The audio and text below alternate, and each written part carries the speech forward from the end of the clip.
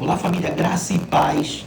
Vamos juntos nessa série de devocionais do livro de Atos dos Apóstolos. Então pega a Bíblia, pega papel, pega a caneta, porque hoje nós estamos no capítulo 5 de Atos dos Apóstolos.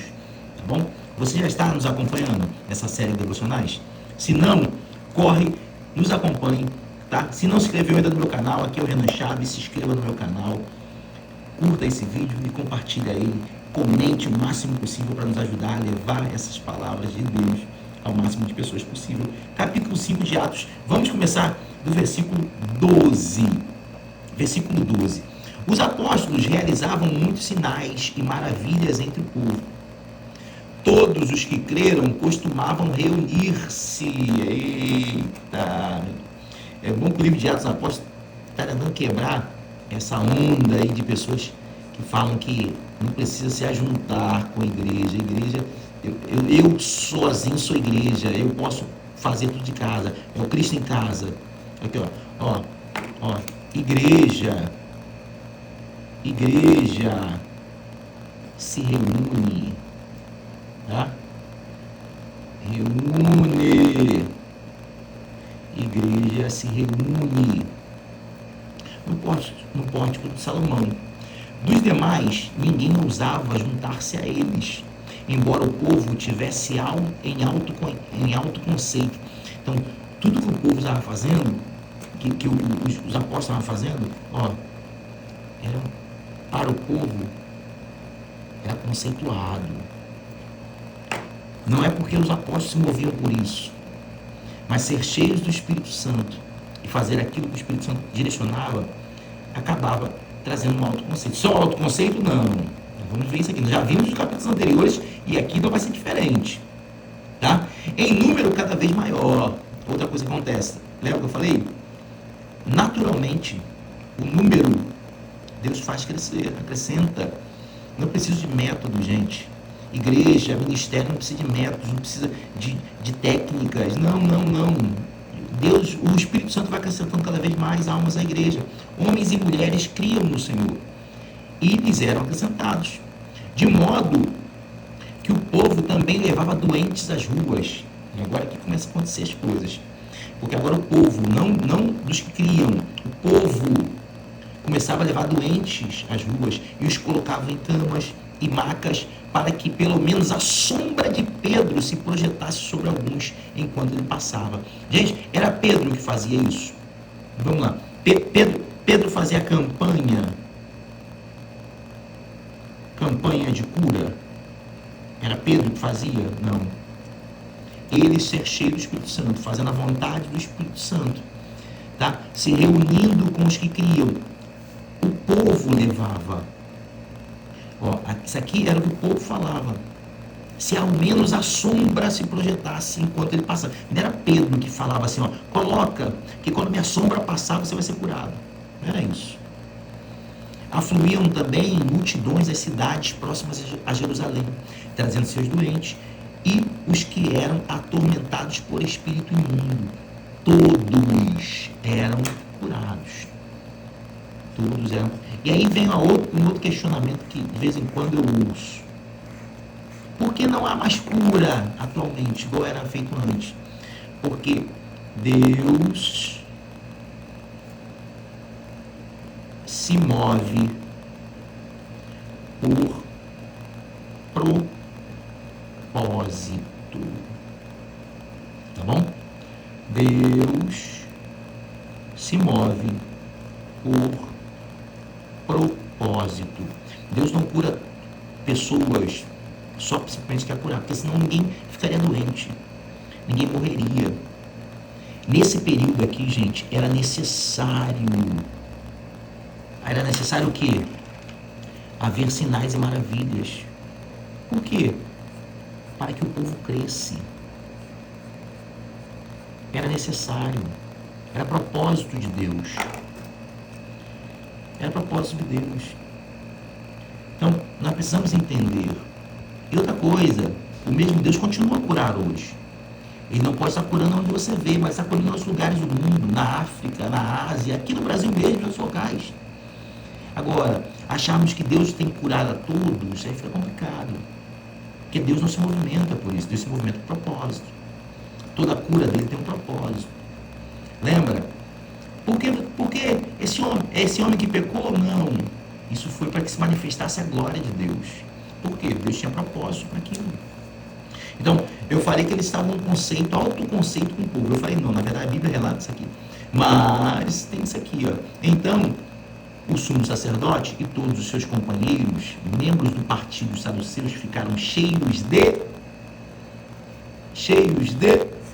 inveja. Aonde há inveja há problema. Aonde há inveja há problema. Aonde há inveja vai ter dissensão, vai ter briga, vai ter partidarismo. Por isso mandaram prender os apóstolos, colocando-os numa prisão pública. Prenderam os homens. Prenderam eles. E aí, o que acontece? Vai ter gente que vai ficar reclamando, vai brigar o Senhor, vai colocar Deus na parede. Lembre-se, eles estão sendo guiados pelo Espírito Santo. Como são guiados pelo Espírito Santo? Mas durante a noite, um anjo do Senhor abriu as portas do cárcere. Oh, glória a Deus. Quem é guiado pelo Espírito Santo, ainda que venha prisão, ainda que venha inveja, eita, toda ferramenta preparada contra ti não prosperará. E toda língua que se levantar contra ti, o Senhor as colocará em juízo. O anjo do Senhor foi a defesa deles. O anjo do Senhor abriu a porta. O anjo do Senhor quebrou as cadeias. O anjo do Senhor os defendeu, levando-os para fora. E disse, dirijam-se ao templo. Só que eles foram presos no templo. Tá? Eles foram presos aqui. Eles foram presos aqui. E o anjo está dizendo o seguinte, soltei vocês, agora volte de novo para o templo. E relatem ao povo toda a mensagem desta vida. Jesus. Ou seja, relate tudo o que vocês estão vendo e vivenciando. Ao amanhecer, eles entraram no pátio do templo, como haviam sido instruídos, e começaram a ensinar o povo. Gente, eles poderiam fugir. Eles poderiam fugir. E é isso que tem muitas pessoas fazendo, fugindo do chamado. Fugindo da ordem de Deus. Por quê? Porque tem medo. Alguns têm medo da prisão, que era o caso desses aqui. Esse não, poderia ser nesse caso.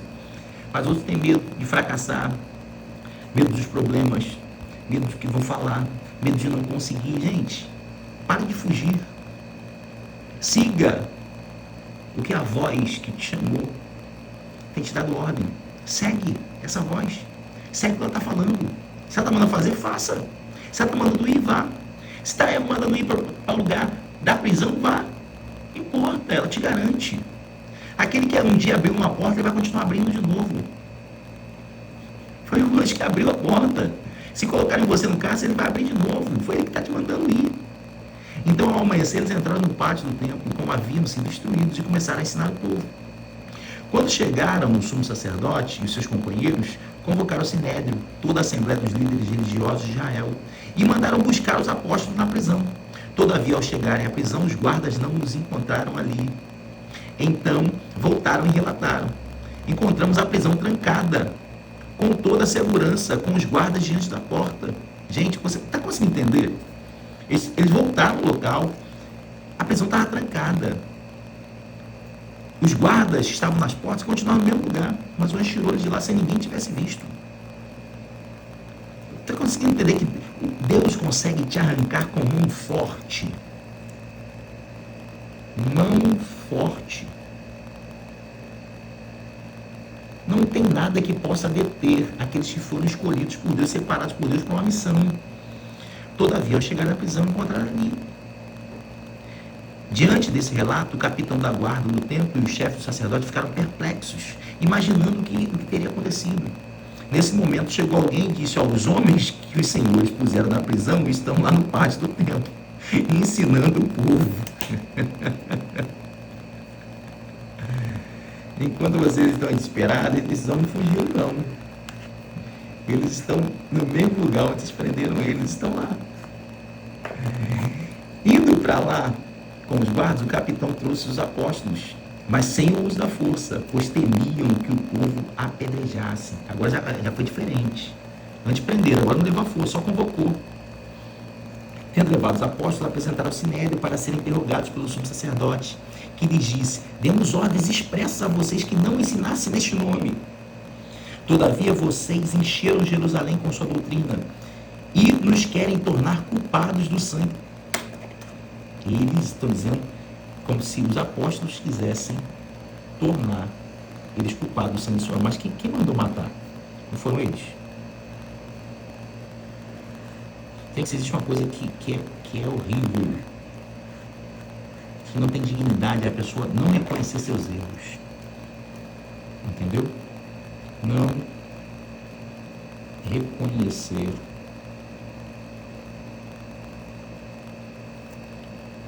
seus erros.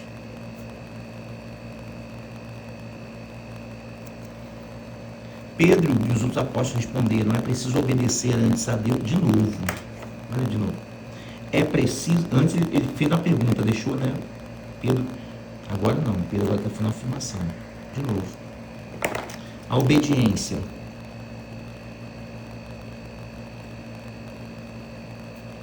A obediência deve ser aqui, a quem? Primeiro, a Deus. Depois, aos homens. Meu respeito primeiro deve ser a Deus, depois aos homens. Quem me chama primeiro é Deus, depois os homens. Quem me capacita primeiro é Deus, depois os homens. Eu preciso temer a Deus antes dos homens. Você consegue entender isso? E aí Pedro começa a relatar, começa a falar o que aconteceu. E aí, esse aqui é um versículo que me guiou e me guia por muito tempo. Ouvindo isso, eles ficaram furiosos. Que quando o inimigo ouve isso, e eu estou falando agora de Satanás, tá? Ele fica furioso,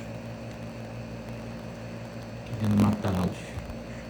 Mas um fariseu chamado Gamaliel, mestre da lei, respeitado por todo o povo, levantou-se do sinédrio e pediu que os homens fossem retirados por um momento. Então ele disse: israelitas, considerem cuidadosamente o que pretendem fazer a esses homens. Há algum tempo apareceu Teudas, identificando ser alguém. Há cerca de 400 homens se juntaram a ele. Ele foi morto, todos seus seguidores se dispersaram e acabaram em nada. Depois dele, nos dias de recenseamento, apareceu Judas, o galileu, que liderou um grupo de rebelião. Ele também foi morto e todos seus seguidores foram dispersados. Portanto, neste caso, eu os aconselho: deixem esses homens em paz, soltem-nos. Se o propósito ou a atividade deles for de origem humana, fracassará. Isso aqui é lindo, gente. Fracassará. Se proceder de Deus, vocês não serão capazes de impedi-los, pois se acharão lutando contra Deus. Gente, quer ver se é uma coisa de Deus? Se for de Deus, vai prosperar. Se não for, vai passar. Vai passar. Eu já pude ver diversas vezes Deus agindo aqui. Seja de uma forma ou de outra. Eu pude ver aquilo que era de Deus e que não era. E aqui eu termino. Quer ver se é algo de Deus? Vai passar. Quer se for de Deus, vai permanecer. Vai prosperar. E se não for de Deus, se for humano, vai passar. Vai acabar. Tranquiliza teu coração. Tranquiliza teu coração. Não importa o que os outros vão falar. O que importa é, se o propósito e as atividades for de origem humana, vai fracassar. Vai parar, vai acabar, vai embora, vai minguar. Agora, se for de Deus, ninguém pode impedir. Por quê? Porque senão você vai se achar lutando contra o próprio Deus. Você recebe essa palavra? Você recebe? Deixe seu like, coloque aqui nos comentários e compartilhe essa palavra com outras pessoas que precisam ouvi-la. Amém? E eu te espero com muito carinho no próximo vídeo. Que Deus te abençoe.